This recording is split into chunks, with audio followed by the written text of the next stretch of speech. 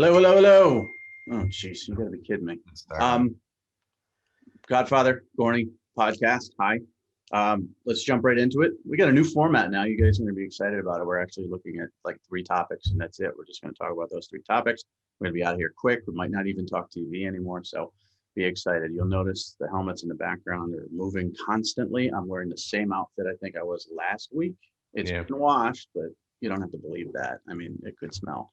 And Gorney's rocking the Rivals hat, which are rare and hard to find. So, article on ESPN that I found intriguing, and I'll probably write about this as well. But Bill Connolly at ESPN, who I don't know, listed 5 teams that he thinks could be the next Clemson. So here's my assumption on that: is the next Clemson being not a team that comes out of nowhere, because Clemson was winning under Bowden.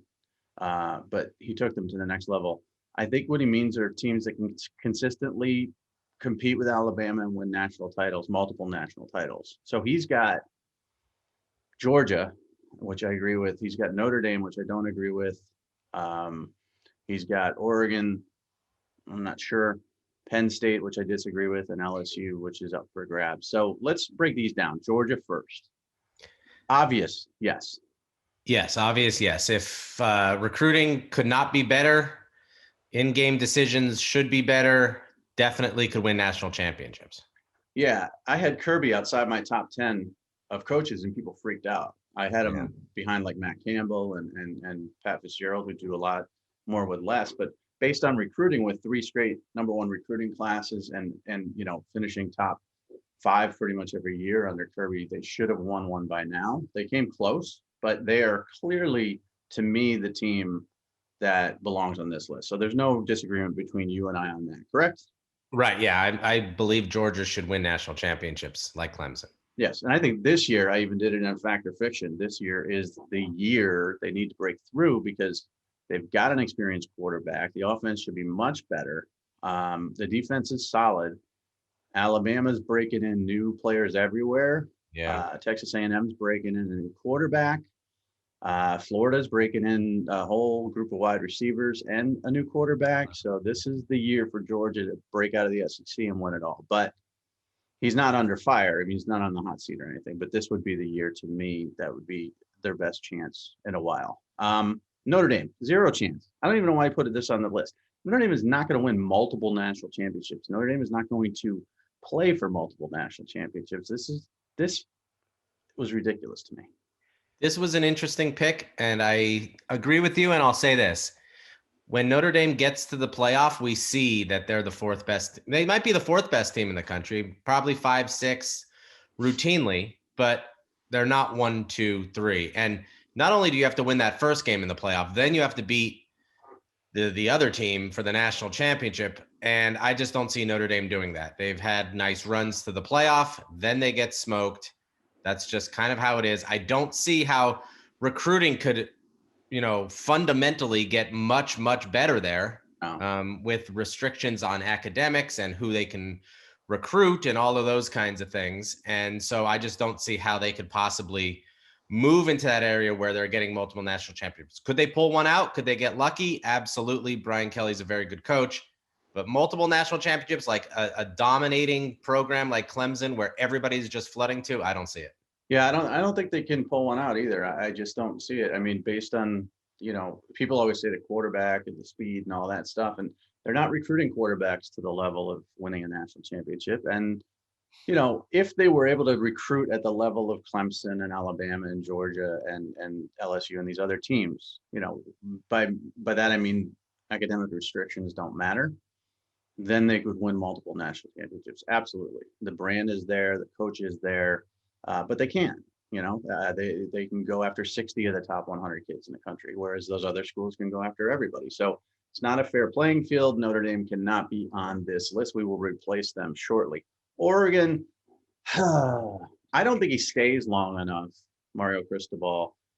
I don't think he stays long enough if he wins one to win multiple, and I don't think he wins one. They're going to be the best team in the Pac-12. The way he's building that roster, which is a physical offensive and defensive line, physical SEC type of defense, and a lot of fast skill players. But if they break through and win one, I mean, he might go to Miami. He could have gone to Auburn this past year, or he might go to Alabama if Nick Saban steps down. But I don't think multiple. Yeah, my feeling with Mario Cristobal is that he stays at Oregon to see if Alabama opens and then is in that running. I know he wants Miami. I mean, that I don't think that's any secret. We'll see if Manny Diaz can kind of stay there long term. Yeah, like you said, Auburn was an opportunity this year. But I think, is that really a step up for him? And can you win at Auburn at that level to keep your job for more than 3 or 4 years until you're on the hot seat? I do think that the path for Oregon is the easiest out of any of the teams we talk about. The Pac-12 is really a 2 or 3, 4-team league. Maybe you win that league with no losses. You're definitely in. One loss, you have a shot of being in, and then you have, luck on your side to win it. With that defense that they're building, those linebackers are absolutely phenomenal. Maybe the best linebacking core in the country this year or next. Physical up front. I see you laughing. The reason I'm laughing is because remember you and I had a discussion about which linebacker would be better and have a better career, Trenton Simpson or Justin Flo. Yes. It's early, so I'm not gloating. What I'm doing is I'm giggling. Justin Flo got injured in his first year, or he would have been body slamming people on the field and getting flags for it. Not my fault. Yeah, really. Did you see what Trenton Simpson did at Clemson?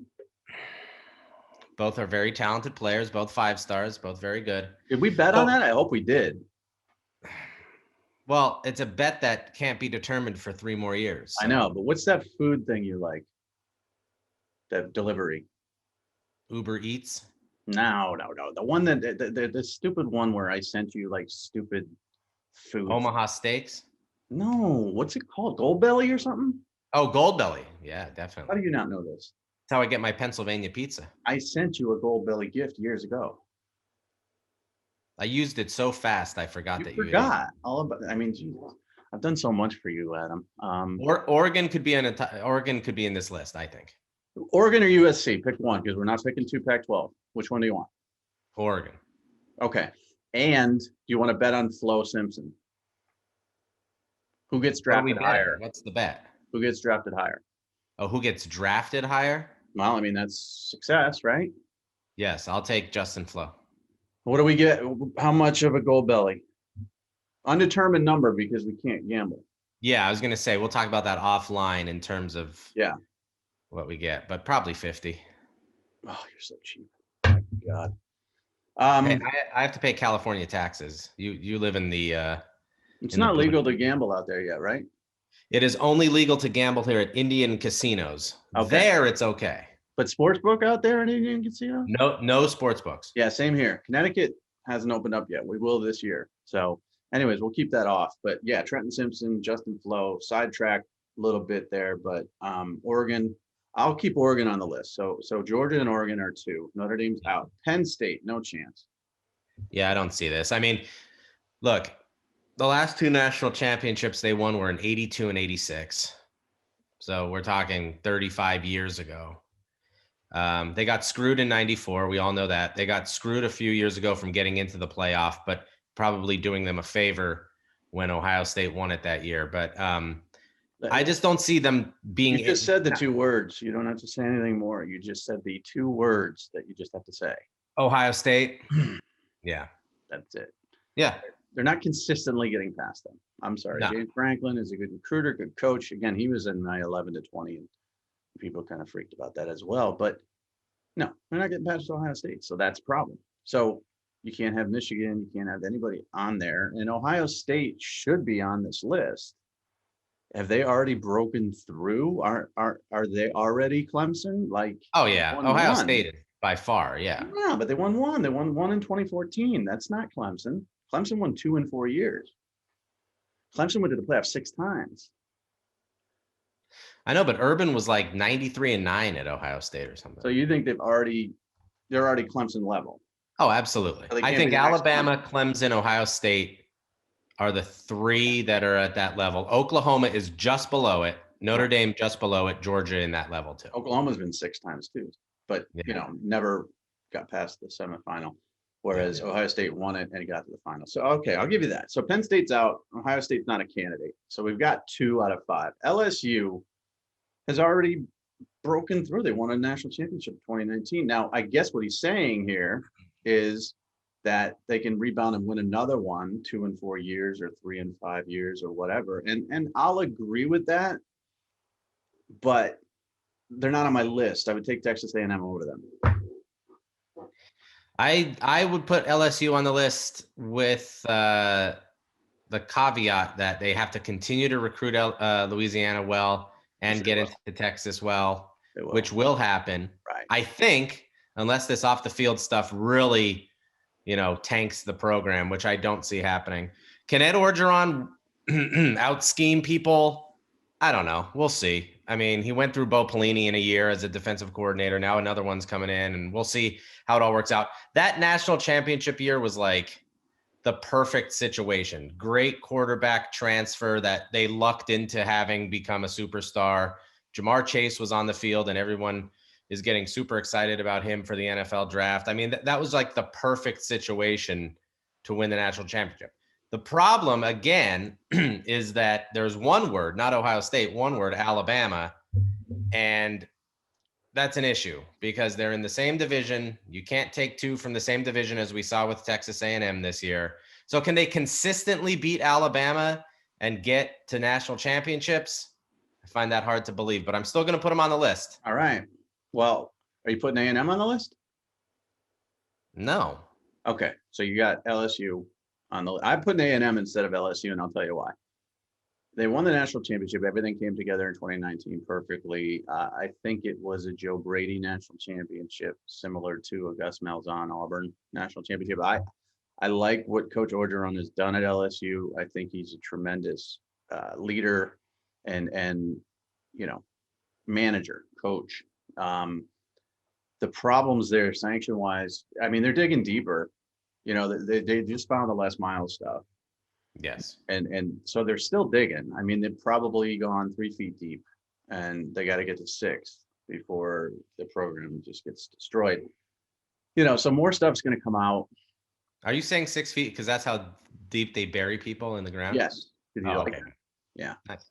I like that. I'm not saying death penalty or anything like that as far as, but I'm saying they're still digging. They've just started. They're halfway there. More stuff's going to come out. I mean, Darius Geis sexually harassing a 70-year-old woman. Was that alleged? It's getting uglier. So I just think the NCAA eventually is going to set them back, whereas, Texas A&M isn't under investigation. Currently, Jimbo Fisher's won a national championship. He's an excellent coach. They came close. They're a sleeping giant. So I've got Texas A&M. You've got LSU. Alabama. Can Texas Yeah, A&M but here's Alabama? The thing. So we're asking who's going to be the next Clemson. I guess we got to assume Alabama eventually is going to decline. I don't think they will as long as Saban's there, but you're right. If I can't say Penn State, then I can't say Texas A&M, and you can't say LSU. Right. Unless you take 2 from the SEC. Well, yeah, that's tough. Okay. Well, I'm going to take A&M. I think they could break through a couple times, and you could take LSU, and they've already broken through once, so you've got the little edge there. So we've got Georgia, Oregon, and you've got LSU, and I've got Texas A&M. We need 2 more. Okay, because that's it. Notre Dame's out. Penn State's out. Who's it going to be? North Carolina is one of mine. That's a stretch. There's got to be someone in the ACC. Got to be. It would have to be Miami. Oh. If they can recruit South Florida, if they could keep those kids home. Yeah. Just think about what the damage Alabama has done in South Florida. And other schools too, but yes. Over the years. And other schools. Yes. But if you could keep those kids home, those playmakers home, Mm-hmm. all you have to beat is Clemson. And I'm going to say this, and it's going to sound stupid right now, but let's play this back in 3 years. Florida State. Yeah, that sounds stupid. That's not, I'm not even going to play that back in 3 years. It's just so stupid. I mean, I'm not saying they're done, but they're so far away from Clemson. Like had Florida State not canceled that game due to safety concerns, it would have been 70-3. I know now it looks bad, but that 2022 class they're putting together is very good. Norvell's a very good coach if they give him time and he wants to stay there. Good segue. We're going to segue into that soon too. So I get what you're saying, but I disagree with you completely on Florida State. And I'll tell you why North Carolina over Miami because of Mac Brown. Now, again, he's an older coach, so I don't know how long he's going to be there, but he's won a national title. He's a genius. The defense just needs to come together because the offense is awesome. They're recruiting at an excellent level as well. And Miami's recruited South Florida okay in past years and still stunk. Randy Shannon recruited South Florida pretty good, and they were still very average. Al Golden didn't. He was weird. But they just – I don't believe – now, if Mario Cristobal leaves Oregon, goes to Miami tomorrow, then I'll give you Miami. But I'm taking UNC. So you've got Miami. I've got UNC. You've got LSU. I got Texas A&M. We need one more. And obviously, that's going to be a Big 12 team. And I think we can both agree it's Oklahoma, right? Yes, it's Oklahoma. But are we talking about – I've accepted that Oklahoma is already almost at that level. So let's talk about who else in the Big 12 could be there. I haven't, and we can argue this because they've given up like 1 billion points in every game they've been in the playoff. Yeah. Like 1 billion points. Yeah. Like I think LSU put 63 on them, could have put 100. And they haven't got past the semifinals. They've never been in the finals in the playoff. So they're consistently, I think they've been 4 times, not 6. I don't know. But no, I'm not putting them in that level because Ohio State's won one and been to the championship game. LSU's won one. So, they can be considered there, but Oklahoma cannot be considered there. And who else would you pick? I mean, Texas? Yes, I like Sark. But I still, I liked Herman. And that didn't work out. So you're going to say what? Texas? I would say Texas. If he could bring that offense and recruit the state like Mac Brown used to, they will be a playoff team. What about thinking outside the box a little Big Ten wise and a Big Ten West team? What about like Wisconsin with Graham Mertz and the way they're recruiting, the improved recruitment there? Do you think they just can't get past Ohio State? That's what we're saying? I think so. I mean, and there were issues this year, so let's not take this year into account. But yeah, I mean, I think Wisconsin could be one of those teams. We know exactly what they're going to be. They're going to be a running team. I don't think Mertz really factors into it. Do they really have the playmakers for him to throw the ball all around? I think in the season opener last year, everybody got excited and then he had to sit and it was just a mess. They're going to run the ball. And I think those teams can be successful. Stanford, when Stanford was really good, was successful doing that. But are we like consistently winning national championships? I don't think Wisconsin is there. All right. I think that's a pretty good discussion on that because there really aren't any other teams we can discuss. So let's segue back to your Florida State point about the 5 stars in the 2022 class. You've got some information. Obviously, the meeting occurred before Travis Hunter dominated Pylon out west. So when he was number 11 in the country, I think it was, people freaked. We know he's a top 5 talent. So what other changes do you see early on based on what you've seen from 2022? So Travis Hunter, and I'm going to say this, and I don't want you to laugh at me, but he's like a skinny Derwin James. Okay, so I'm going to stop you right there. No, don't stop me. Here's why I'm going to stop you. And I'm not involved, as much in the rankings anymore and all this other stuff and recruiting. I'm morphing into, I'm going from cocoon to butterfly, and college football is my focus and draft and stuff like that. But I will always have opinions on this stuff because I did it for 20 years. I could see the parallels. Great athlete, could play offense or defense. Probably more special. He's probably more special on offense, whereas James is more special on defense. Commit to Florida State early and don't look around. Seem to be very, very solid and focused, which is the leadership quality. But he's not nearly as physical as Derwin James was. No, he's not as physical. He's like a skinny Derwin James, but he's like so dominant on a football field that you're like amazed when you watch him. And he's so competitive and he wants to like just go out there and like embarrass kids all the time.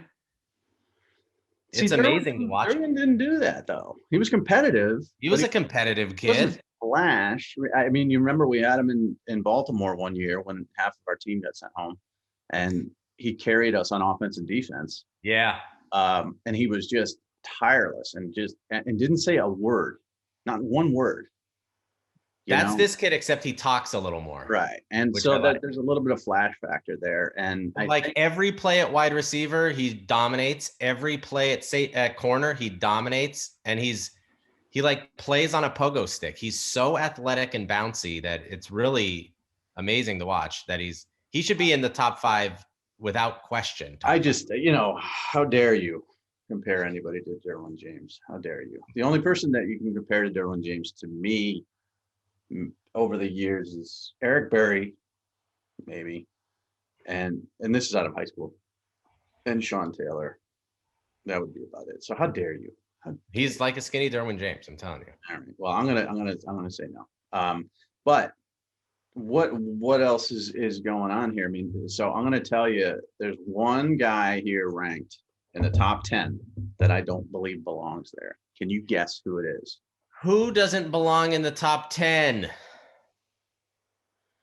This is fun now because now you just crap all over your rankings. Yeah, tell me who do you think?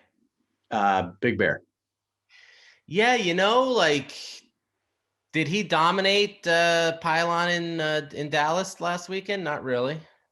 No, that was Under Armour, bro. Under Armour in Dallas? Not really. Pylon Atlanta, Under Armour Dallas. Here's what it is, and I like him. I think he's a 5-star talent, but towards the end of the 5 stars, to me, he's a plugger. He's gonna take up bodies. He's gonna stuff the run. He's not a chaser. And to be is Travis Shaw a chaser? Well, he's number 9, and he's a little bit longer. He's a 6'6" kid. You could see a little Dexter Lawrence in him, who turned out to be, a chaser. Not as much as Christian Wilkins, but Travis Shaw chases more. Big Bear is a guy who's gonna worry you. He's gonna push the pocket, and he's gonna make you uncomfortable where you step to throw. But I haven't seen the ability to sort of zigzag and chase. And if you're going to be number 4 in the country, you need to be a chaser at that position, I believe. I mean, Rashawn Gary played defensive end. Now he's playing linebacker. He was a chaser. Which is incredible. Dexter Lawrence was a chaser. Christian Wilkins played freaking running back at Clemson. Yeah, definitely a chaser. That's athleticism off the charts. But Keithy and Alexander Big Bear, I don't have as 4. Now, of course, he's probably going to DM me and say you suck, but this is my opinion. The difference between Walter Nolan and Alexander to me is stark. It's big, and they're 3 and 4. So, let me know when you fix that. Just send me a text when you guys fix that. Cornerback is going to be an interesting discussion, because Jaheim Singletary is like the long, athletic Eli Ricks type, and Damani Jackson is kind of not at all short or stumpy, but he's definitely not as long as an athletic, as lanky, as loose, but he's more physical. So, and then you have Denver Harris thrown into the mix, so that's going to be a very interesting discussion too. And let's not forget about Will Johnson. And Will Johnson, yes, another one. I think those are 4 very interesting guys. All tall, 6'2" physical kids. So, it's interesting to me. I wonder if any of them will end up on the same team. I mean, obviously, no. He's committed to USC. He's not going to flip to Michigan. I doubt Will is going to flip from Michigan to USC. Denver Harris isn't looking at either of those 2 teams, and Singletary is committed to Ohio State, but rumors of Florida and others? Yeah, Florida and others are going to continue to go after him. And why do I say I wonder if they'll end up on the same team? Because you mentioned Elias Ricks, and the issue has been at LSU an ego thing. with him and Stingley. It's not pretty. I know this for a fact. And that can really hurt your team, but it can also hurt your development. So it's Yeah. going to be super interesting to see LSU next season, because when you got two alpha male cornerbacks on the same team, Yeah. that often does not work. It's Right. similar to quarterbacks. Only one quarterback plays, of course, but these corners, as you know, over the years, are so cocky, so arrogant, so confident in themselves that, he almost left LSU so he could be DB1 someplace. Yeah, which is incredible. Which is what makes amazing about Alabama, because you don't hear any of this crap. And Alabama has 5-star cornerbacks all the time that play with each other. You know what's interesting though, and I've kind of heard this around too, is like at Alabama, I'm not putting up with your crap. You give me 3 years and I'll put you in the first round. And it's like accepted. Like you either accept, like at Clemson, like if you want to commit here, commit. Go ahead and commit, and we're happy to have you. But if you start playing this game where, I think I want to take visits, then you're gone and you're never coming back. Yeah. And so like, but why even did accept it there and not accept it at LSU? Yeah, at LSU, it's kind of like, let's compete, and it's dog eat dog a little bit. And when two dogs are eating each other, no one succeeds there, I mean, do you think it's because Alabama doesn't get a lot of corners from California, that Clemson doesn't get a lot of corners? Do you think it's a California thing? Well, Rick? There is also this thing, and I'll tell you, it's true, that when California kids go to the Southeast and they don't have immediate success, everyone in California goes, see, I told you, they're going to take their own guys. They're going to treat their own guys better. They're going to do this. Why don't you stay here? And I think that comes from USC. I think it comes from the 7-on-7 circuit. I think it comes from everything. And what if you do have success? Well, then you're the man, and everybody loves you. And no, but I mean, Elias Ricks had success, and Stingley, who had an injury-plagued season, was higher on all SEC teams. Yeah. I'll also say this, Mike. Keyshawn Boutte was the breakout SEC player, not Elias Ricks. You're blaming Elias Ricks for all this, and let's not put any of the blame on Derek Stingley too. I mean, who knows? I don't know what the true story. I really don't. I'm just going. And Elias Ricks has always been a nice kid. I always liked him. Little flaky, as you know. Nice kid, but he's definitely a guy that wants to be the big man in the room. Right. And Stingley never gave me that impression whatsoever throughout the entire time we covered him. Yeah. Well, very humble, and maybe that comes with, NFL ties and stuff like that. But I digress. I was just curious, if are any of these guys going to end up at the same place, because it's almost now becoming, if you get two good quarterbacks, like we're already wondering who from Ohio State is going to transfer out. Like Quinn Ewers hasn't even signed right. And he's in the discussion for the portal, because what if Kyle McCord wins the job this year? Or what if CJ wins the job and stays there for 2 more years? Or what if Jack Miller wins the job, which likely not happening? But, somebody's going to leave. And my guess right now is going to be Miller and McCord, and Stroud will win out, and then Ewers will take over. But you have talented quarterbacks, somebody's leaving. But it's almost becoming in the cornerback position, I've noticed. And this is why it was impressive for Florida State when they had Jalen Ramsey and Derwin James on the same team. And I can see why. Jalen Ramsey was the Elias Ricks, the flashy one, and Derwin James was the quiet one. You need that. But if you get two alphas and one alpha is not happy, then you could end up having transfers. So cornerback transfer portal is going to be interesting to me. That's the only reason I brought that up.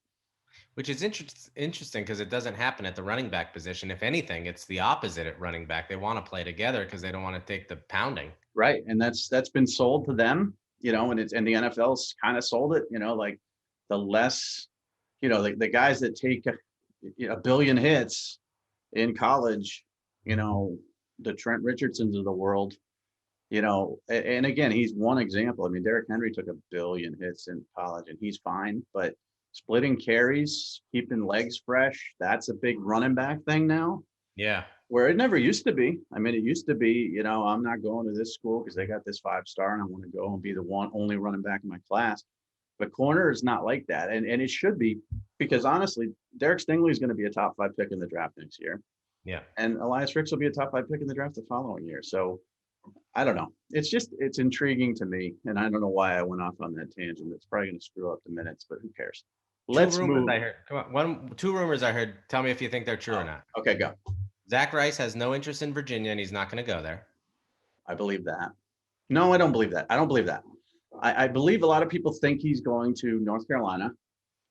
But I don't believe he's lost interest in Virginia. Absolutely not. Mykel Williams didn't commit to Georgia because USC convinced him not to. I don't know about that. I don't have enough boots on the ground on that one. Yeah. I haven't heard that. I mean, that seems odd. First of all, I think the Zach Rice thing is a head fake. Zach Rice wants his decision to be so suspenseful. It's like the most important thing in the world to him. And he's going to do whatever it takes to make it so. So I believe the UVA thing is put out there, but I don't believe it for a second. As far as USC, and a Georgia kid, seems odd. Yeah. So that one I would question as well. But why didn't he commit? I mean, he should have committed by now. Yeah, he said he wasn't 100% confident in his decision, so he didn't want to make a decision and then have to back out of it. That's smart. Good for him. Yeah. Kudos to him. But I don't know if it's, true. A team 3,000 miles away that's in his head. So, all right, those are good rumors. Let's hit the draft and then get out of here because we got a call at 2, which is going to be fun. Trevor Lawrence, number 1. We know that. Yes. Zach Wilson, number 2 to the Jets. Seems like a done deal. So what do they do with Darnold? Bye. Give up on him? Yep. For the next guy to get smashed around until they get an offensive line? Yep. Mm-hmm. Yeah.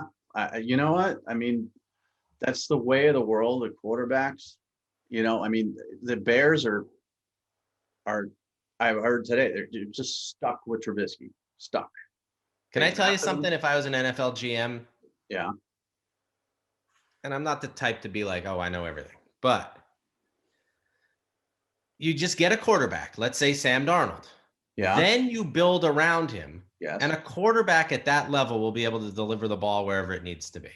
So if you bring in Darnold and then 3 years later bring in Wilson and don't build around him, no matter how good Wilson is, it's like a good running back. You bring in a running back and build around him with an offensive line. And then no matter how average that running back is, he'll be better than he shows. See, to me, it's not the offensive line that they didn't attempt. I mean, because they took Mekhi Becton last year and he was their starting and receivers. Well, that's the thing. They have no receivers. None. And they haven't been in the free agent market. I mean, they've been rumored with guys and stuff like that. But no, I don't agree that you give up on Sam Darnold, but that's the way life is. I mean, look at how quickly Josh Rosen was given up on. And we know his arrogance and his attitude probably had a lot to do with that. But now he's in San Francisco as an afterthought. Dwayne Haskins almost takes Jamar Chase just to have somebody to throw the ball to. Dwayne Haskins is done. Yeah. Trubisky, they're still trying to get out from under that pick and they're having trouble doing it. Yeah. They put so much money into him. So, Jets will be Jets. I mean, they'll take Zach Wilson. They'll put billions of dollars into him. They'll probably get rid of Darnold for like a 4th rounder or something. And it'll suck. So, but they got a new head coach. And I think, Zach Wilson's probably a done deal to the Jets. Jamar Chase to the Dolphins seems to be the logical choice there. So there's really no need to discuss. They need weapons. I personally think Tua is not going to be a good NFL quarterback, but you can't you can't do the Arizona thing. No. And just pick 2 first-round quarterbacks back to back because that just sets you back. So let's get Jamar Chase there and give Tua a weapon because their receivers aren't very good either. Justin Fields, Falcons, everybody seems to think that fits because of the Georgia connection. I don't think anybody cares about that. I don't think the Falcons care about that. Mm-hmm. So it could be Trey Lance at 4, but the Falcons are very likely to take a quarterback because Matt Ryan's 35 and he's probably got like 3 years left. Are you saying the Falcons Falcons. I say Falcons. Yeah, it's not. It should be Falcons. Yes. I say Falcons, and I say Millennium Falcon. No. Is that that's a spaceship? Yeah. I've always said Falcon. I don't like that. Well, I think my parents raised me poorly, so yeah, I don't like it either. It's awful. Falcons. Falcons. All right. Bengals, Penei Sewell, boom. Or Slater. Just take an offensive lineman. Who do you take though? Oh, I would take Sewell. I mean, I think people are overthinking things as usual. And I think there's a lot of misinformation out there as well. Yes. You know, I mean, Darisaw is my number 2 guy from Virginia Tech. And then nothing against Slater. I think all 3 of them are top 15 picks. But, you know, Penei Sewell opted out. But remember a year ago, he was a transcendent offensive tackle, like a generational talent, blah, blah, blah. What drives me crazy is as I scroll through Twitter at night and I'm watching these NFL draft guys breaking down each play of every game and then pointing out, it's like their agenda. It's like their agenda. Like I could find a bad play of Rashawn Slater somewhere and be like, see, he's not number 1.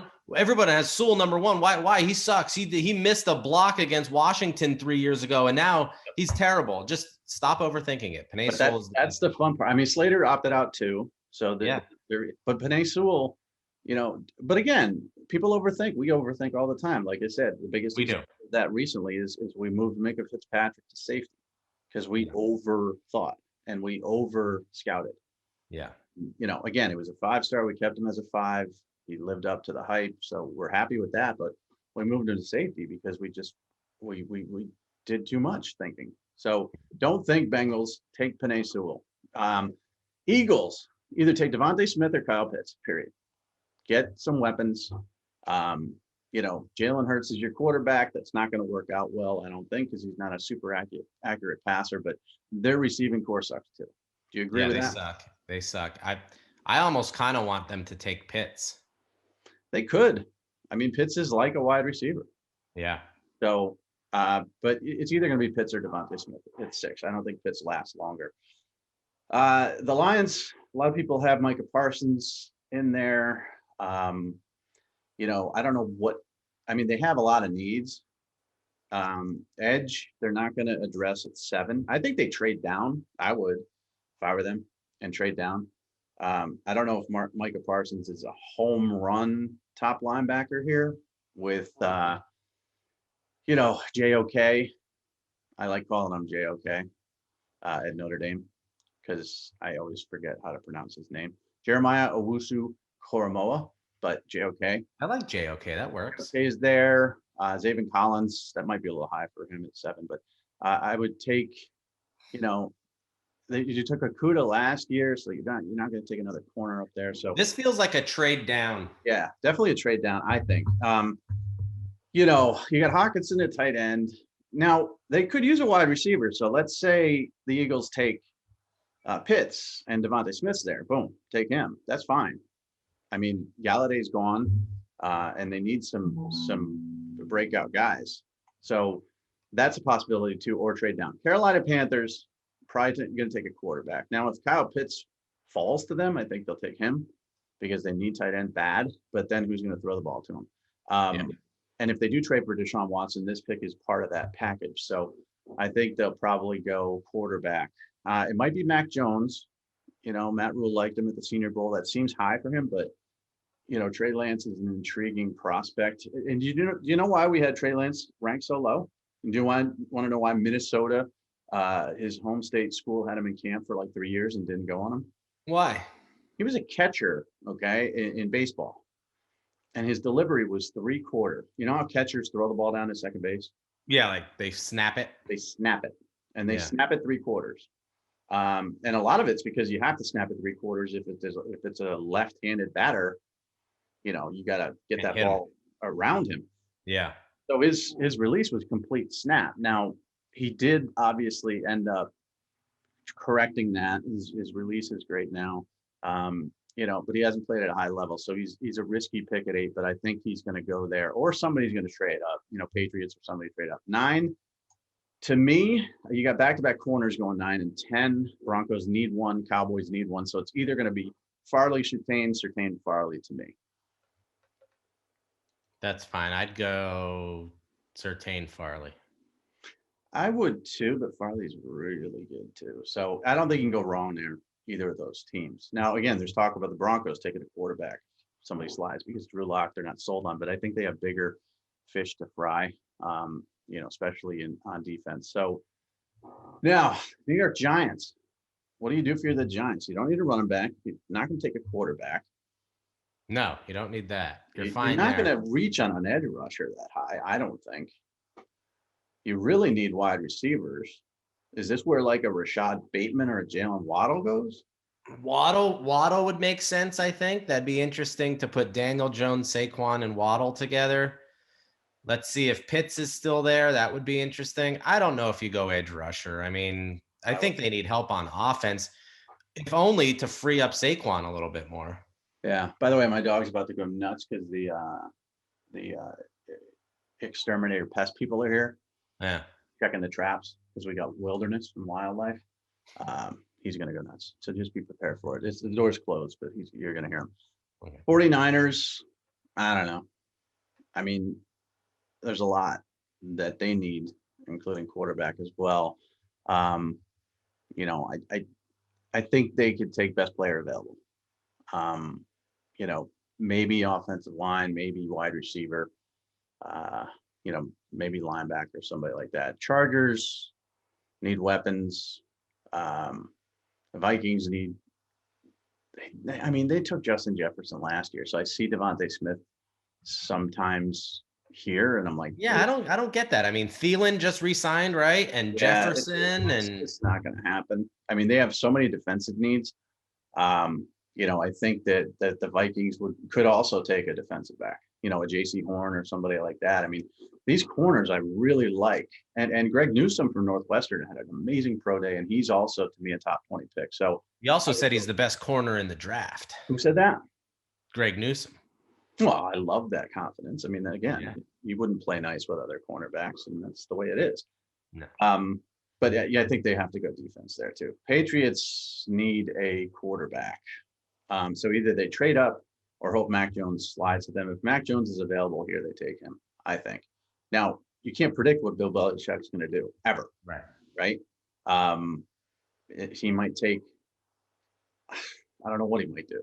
It's just so unpredictable because, for over the years, they'd seem to just take guys that you wouldn't expect to go that high or, take chances on, and it's worked out for them, but their quarterback play is horrible. They just addressed wide receiver and tight end, Hunter Henry, and they got Jonnu from the Titans. Yeah. They got Aguilar. So they got to either go quarterback or defense. Cardinals, I could definitely see offensive line. This is where Slater could go. This is where Vera Tucker could go. This is where Darashaw could go. They need to protect the little guy, Kyler. Now we get into the Raiders who need edge. So this is where you could see a Greg Russo or a Kwity Paye, somebody like that. Would you take Russo or Paye? I'd take Russo. I think Paye coming out of high school was a high 3-star because he was a great athlete, not a great football player. Yeah. And I saw him at Under Armour, and that panned out. He was a great athlete, but not a great football player. I still think he's a great athlete, not a great football player. He's going to put up ridiculous numbers, and everyone's going to be tempted. He's going to go in the first round, but I would take Russo. And again, Russo, everybody is like, oh, don't take Russo. He opted out last year, blah, blah, blah. The year he had in 2019 was amazing. Yeah. As a pass rusher. And I think I would take Russo, Phillips, Paye. Yeah, I think so too. I don't remember who else I had in there because my brain is just sort of falling apart. But Ojulari is also up there as an edge rusher and stuff like that. So I don't know, but I would definitely take an edge if I'm the Raiders. Dolphins, another pick. Let's say they get their receiver in Jamar Chase at number 3. What do you do here? Najee. I don't think they are going to do that. I think it'd be a great fit and you can't go wrong with them, but I think they might go offensive line, and continue to hope to improve that because their offensive and defensive line play last year. I watched a few games, obviously, because I was betting on them. Just got tossed around too much. But there's not really a big interior lineman that you love in this draft. Barmore is good, but not great. Your guy Levi out there out west is good, but not great. So we got to wrap this up shortly. So Washington football team, who knows? Chicago Bears, you're a mess. Maybe take a wide receiver. Colts, Titans definitely need edge. The Jets' second pick should be defense. The Steelers should take Najee Harris. That's the absolute fit. If he falls there, he should definitely go. He'd be great there. And then the Jaguars, JOK or Zevin Collins, because they need help on defense as well. And then somebody's going to end up probably getting one of the steals of the draft, which to me, there's a couple of them. Trevin Moehrig is one of them at TCU. He's like a honey badger type, who could be top 10 talent, but he will slide into the 20s, I believe. And somebody's going to get real lucky there. And the other one is Ojulari, who I think is a tremendous, edge rusher hybrid guy who is in a weak edge year could end up being the best edge guy over Pay, Russo, and Phillips and stuff like that. So I love the draft. I love talking about it. I love watching it. I hate that there's no combine. I love the pro days. Not too many underrated guys. I did something in the 3-point stance today that we got guys that are going to make us look stupid. And it's, Zach Wilson was a 3-star, so he might. Trey Lance, of course, was a 2, but he had that catcher's release. But most of these guys are 4 and 5. Slater was a 3, but he was kind of overweight and slow. And Kwity Paye was a 3, so he's going to make us look bad. Darrisaw was a 2 out of high school, but a 4 out of prep. And then Newsome was a 3. So, but a lot of these 4 and 5 stars. I mean, my last report card, so to speak, is going to be a good one. And then hand it off to you clowns, and you guys can screw it up. We'll see how we do. Yeah, it's not going to be pretty. I don't have any confidence in you. Thank you. All right. You're welcome. No, and you would do, but it's just other people. It's 1:54. We got to call it 2. No TV talk, really. I don't think. So let's just. Adam Gorney is on Instagram now, and he's killing it. He's got 2 posts up. 3 now. I put a video up last night. 3, and it's what, at Adam Gorney? No, Gorney Rivals. Okay, someone had Adam Gorney? I think so. It must have been. All right, Gorney Rivals on Instagram. He's building that. He's got like 20-something followers, which is good. And at Adam Gorney on Twitter, just an amazing follow because he's going to stop retweeting every offer. Yes. Right? That's my thing. I'm going to talk to you about social media strategy. Don't listen to the other guy. Listen. I don't. I'm going to step on toes. TikTok yet? TikTok, I'm more of a long-time follower, first-time caller, the kind of thing. You don't have a handle there? No. Okay. And I'm Rivals Mike on Twitter. I am Rivals Godfather on Instagram. I am Rivals Godfather on TikTok as well. 8,800 followers on the talk. I had a 13-year-old call me wicked stupid the other day. I just followed a 10-year-old quarterback. Nice. Who has 10 times more followers than I do on TikTok. Very valuable.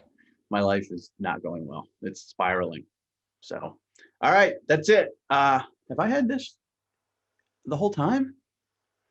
I can't see anything there. It's like a dry spot. All right. I'm still handsome. Goodbye, Adam Gorney. Bye.